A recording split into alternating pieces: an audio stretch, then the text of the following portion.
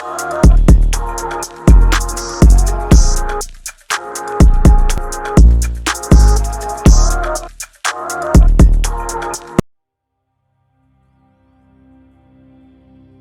getting really serious, folks. It's getting really, really serious. The world is in a very desperate situation right now, ladies and gentlemen. Things are changing extremely rapidly. We knew it was coming. We've been knowing it was coming for quite a while. But they're really ramping things up, and it is so important that people pay attention to what is happening.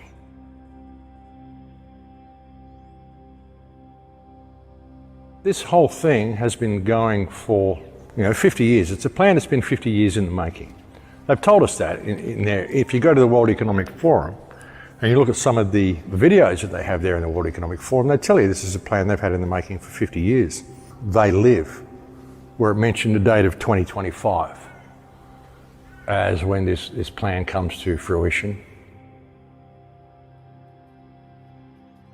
And then someone else actually also pointed out in the film Captain America, at the end of Captain America, when he runs out into Times Square, and what do you see in the signs? Now, what's that doing there, folks? And what is that sign even supposed to be? I mean, what's it doing there on a billboard in Captain America in 2011? Here's an interesting rabbit hole, actually, and I haven't been able to confirm all of this, but it's interesting. If you look at Moderna, Moderna is in stage 3 of their vaccine development. And the vaccine is already there. They're just pretending that they've got to develop it. It's already developed. Moderna, when Moderna was formed, the first CEO of Moderna was a young Cornell graduate by the name of Anthony Fauci. Interesting. He was the first CEO of Moderna.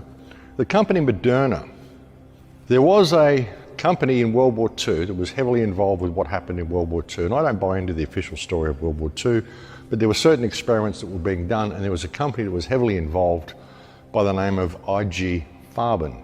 IG Farben was run by a Jewish guy turned Nazi, later turned American, by the name of George Soros. George Soros broke up IG Farben and he formed Moderna.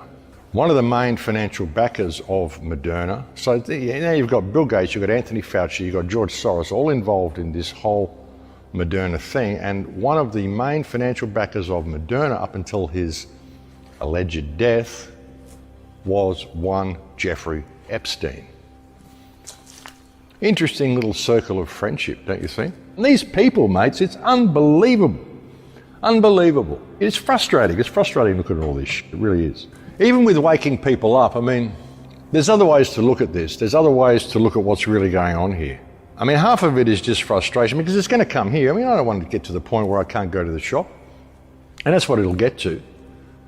I mean, they're saying, we're not going to make it mandatory. It's like they don't make it mandatory for the people on Centrelink here who receive Centrelink payments. They don't make vaccinations mandatory for them either. What they do is they send them a notice saying, listen, we're going to reduce your payments by, I think it's something like 29 or 30 bucks a fortnight until you get your children vaccinated.